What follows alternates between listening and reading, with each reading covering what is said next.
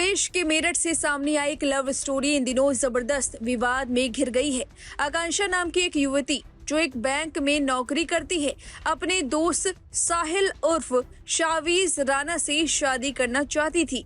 दोनों की शादी की तारीख तक तय हो चुकी थी। कार्ड छपकर रिश्तेदारों में बांटे जा चुके थे और 9 फरवरी को सगाई, 13 फरवरी को शादी होनी थी। लेकिन ऐन मौके पर इस रिश्ते पर सियासी और सामाजिक तूफान आ गया। हिंदू संगठनों ने इस शादी पर सवाल उठाते हुए इसे लव जिहाद से जोड़ दिया। उनका आरोप है कि युवक ने कभी खुद को साहिल तो कभी शावीज राणा बताकर लड़की को भ्रमित किया है। इस आरोप के बाद मामला सिर्फ निजी रिश्ता न रहकर सार्वजनिक बहस बन गया।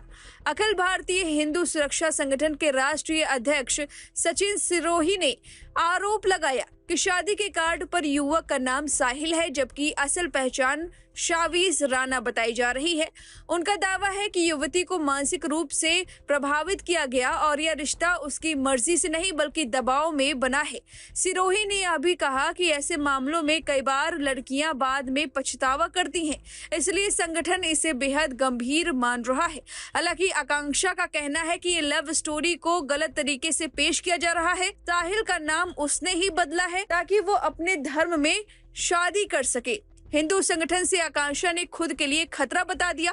आकांक्षा कहती हैं, मैं बस यही कहना चाहती हूँ कि कल से लोग मेरे वेडिंग कार्ड को लेकर मेरा नाम, मेरी उम्र वगैरह दिखाकर यह साबित करने की कोशिश कर रहे हैं कि मुझे बहलाकर शादी कराई जा रही है, जबकि ऐसा कुछ भी नहीं है। मेरी फैमिली इस शादी के लिए पूरी तरह तैयार है और मेरी फैमिली और शावीज की फैमिली पिछले 6 से 7 सालों से एक दूसरे को जानती है। जो लोग यह कह रहे हैं उसने अपना नाम छुपाकर मुझसे दोस्ती की, यह पूरी तरह गलत है। मैं बौद्ध धर्म को मानने वाली हूँ और मेरी शादी भी बौद्ध रीति रिवाजों के अनुसार होने वाली थी। यह मेरा ही सुझाव था कि जब मैं उसी रीति से शादी कर रही हूँ तो मैं उसके लिए अपने घर में साहिल नाम इस्तेमाल करूंगी। यह उसका निकनेम था। ऐसा नहीं है कि मुझे उसका असली नाम शावीज नहीं पता था। कुछ लोग इस पूरे मामले को गलत तरीके से पेश कर रहे हैं। मेरे चाचा ने प्रशासन और पुलिस में शिकायत की है और इसे लव जिहाद बताया है, जबकि हकीकत कुछ और है। मेरे पिता की मृत्यु 2023 में हो चुकी है। उसके बाद ही मेरे चाचा हम पर प्रॉपर्टी अपने नाम कराने का दबाव बना रहे हैं। प्रॉपर्टी को लेकर हमारे उनसे रिश्ते पूरी तरह खराब हो चुके हैं। न वे हमारे घर आते हैं न हम उनके घर जाते हैं। मेरी उनसे इस मुद्दे पर कोई बातचीत नहीं होती क्योंकि मेरा उनसे कोई लेना देना नहीं है। इसके बावजूद उन्होंने हमारे निजी रिश्ते को गलत रंग देने की कोशिश की। मैं आप सबका धन्यवाद करती हूँ, आपने मेरी बात सुनी। सगाई भी रुकवाई गई। 9 फरवरी को शहर के एक रेस्टोरेंट में सगाई का कार्यक्रम था, लेकिन संगठन के विरोध के चलते वह भी रोका गया। संगठन ने साफ कर दिया कि 13 फरवरी को होने वाली शादी किसी भी हालत में नहीं होने दी जाएगी। इस पूरे मामले को लेकर पुलिस में शिकायत दर्ज कराने की तैयारी भी शुरू हो गई है। परिवार भी खिलाफ। युवती के मामा ने प्रशासन को लिखित शिकायत देते हुए कहा कि लड़की के पिता की पहले ही निधन हो चुकी है और परिवार नहीं चाहता कि वह दूसरे धर्म के युवक से शादी करे। उनका कहना है कि परिवार इस रिश्ते से बेहद परेशान है और इसे रोकने के लिए हर कानूनी कदम उठाएगा।